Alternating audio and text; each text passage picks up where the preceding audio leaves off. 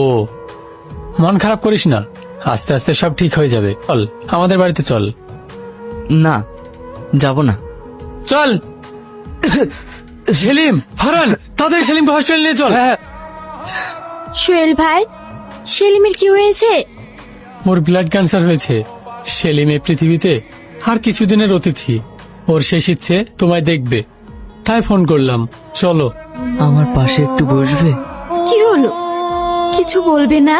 তুমি অনেক লাকি, আমাকে ভালোবাসলে আজ হয়তো অনেক কষ্ট পেতে। আমিও তোমাকে ভালোবাসি। আমার প্রতি তোমার ভালোবাসা দেখে নিজেকে আর আটকে রাখতে পারলাম না। চাচা। হ্যাঁ বাবা বল।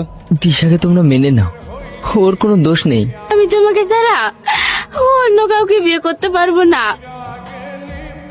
তুমি আমাকে এখান থেকে নিয়ে চলো, না হলে আমি তুমি এমন করো না প্লিজ, আমি দেখছি। তুমি আর কি করবে? কদিন পরে আমার বিয়ে, আর তোমার বাচ্চা আমার পেটে। আর বাড়ির লোক প্রশ্ন করলে আমি কি জবাব দেব? আর আমার এই মুখ সবার সামনে কিভাবে দেখাবো? তার থেকে ভালো আমাদের ভালোবাসা অজানাই থেকে যাক। দিশা, কি করছিস তুই? তাছাড়া আমি কি করব বলো? এছাড়া আমার কোনো রাস্তা নেই। চুপ কর তুই, আমি সব শুনেছি। তুই যাকে ভালোবাসিস তার সঙ্গে তোর বিয়ে দেব। আমি 3 মাসে প্রেগনেন্ট, তাই ভাই আমার ভালোর জন্য এমন করেছে। দেখেছো আমাদের ভালো ছেলেটাকে আমরা কত কষ্ট দিয়েছি।